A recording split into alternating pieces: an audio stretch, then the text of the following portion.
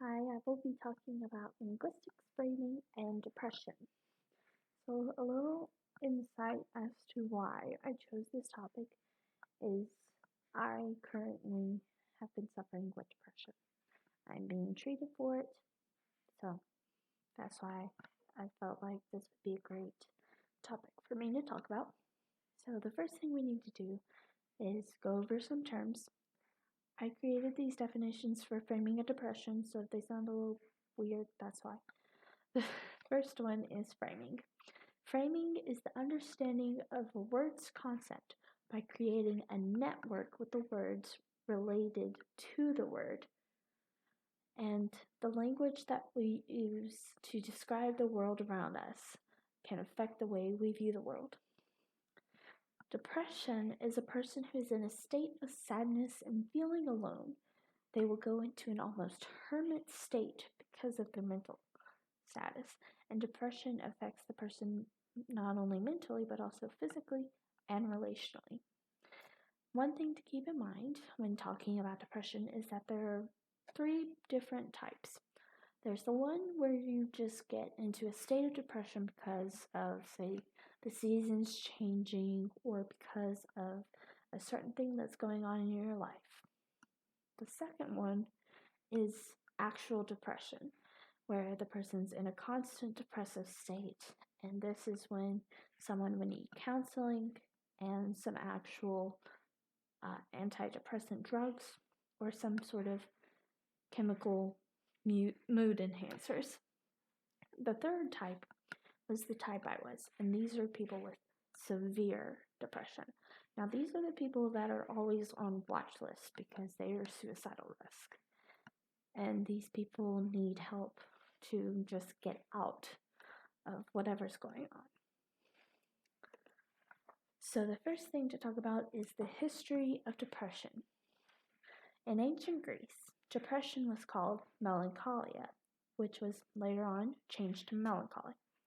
Melancholia was one of the four temperaments, which was thought to be caused by the lack or excess of one of the four humors: blood, yellow bile, black bile, and phlegm.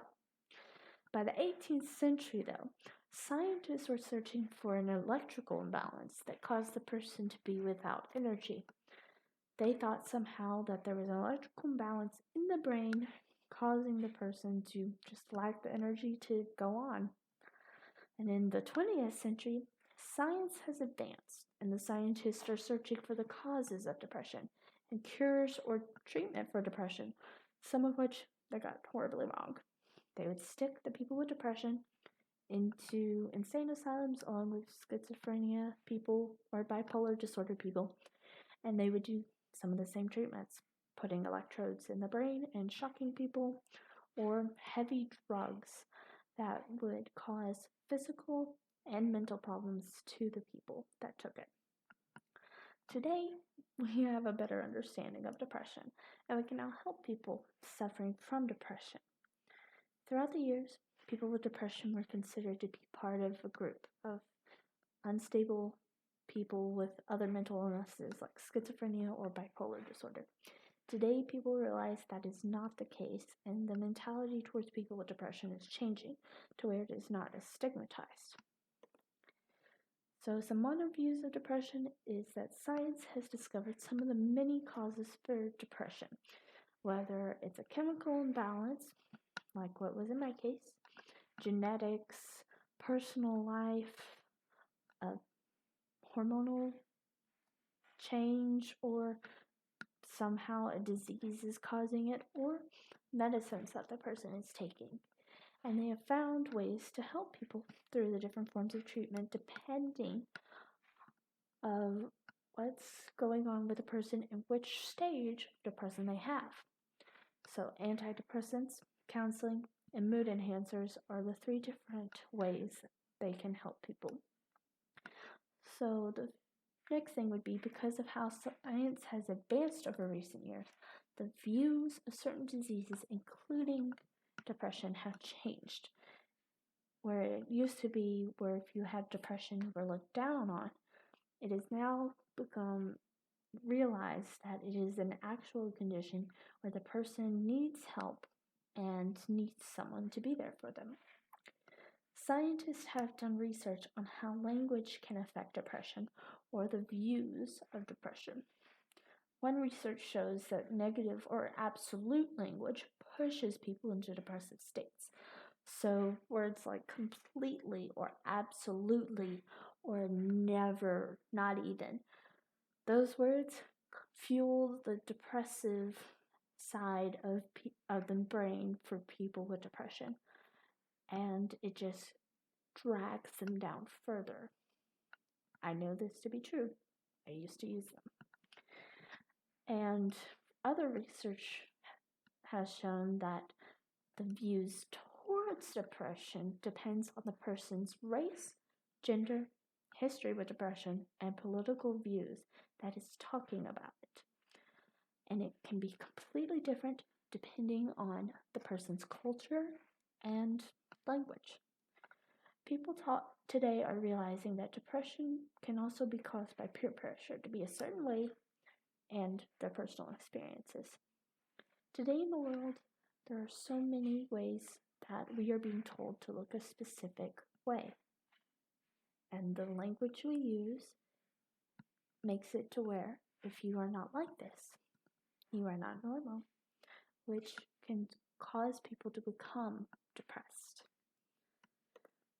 So, some things about science and framing is that it has been advancing.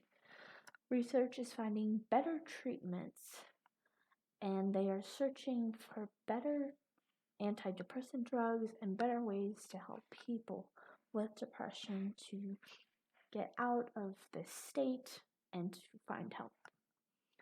And because depression has become more common throughout the years, because as the world's been changing, depression has been growing, people are not seeing talking about mental health as a taboo anymore, and they are becoming more open about having this and trying to find help, and they are trying to explain themselves through words. And psychologists are now using the absolutist research to find all the people that are having depression through their language. So because people can talk about it more, the negative words for framing of depression are also slowly disappearing. People are not considered to be weak or useless, or they are not considered to be crazy. They are seen as a human being who is having difficulty with a specific thing, and they are needing help, whether that's counseling in a group or individually, or they are just finding ways to get out of their heads, which is the most dangerous thing for someone with depression to do, is be in their own head and let the depression tell them, using those absolutist negative words to control them, and trying to get away from that. So the next thing would be how all of this relates to teaching English. I know I've blabbed on and on and on about depression, but there is a reason why. Depression is all a mental thing, and it's basically having your own mental bully. They know everything about you, and they can say anything to tear you down. So that's why I want to teach our students about the importance of using the correct language, because the way you word things can change the listener's understanding or perception of the topic, hence framing.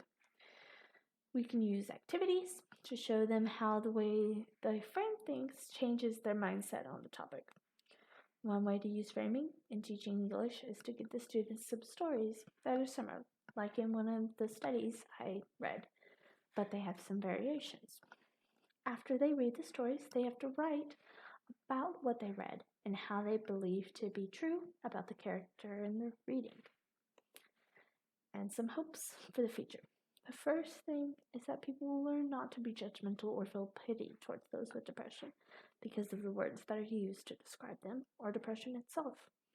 We just need someone to talk to sometimes or someone to be silent with. And that future generations will learn how powerful language is and that it can affect people's mental states.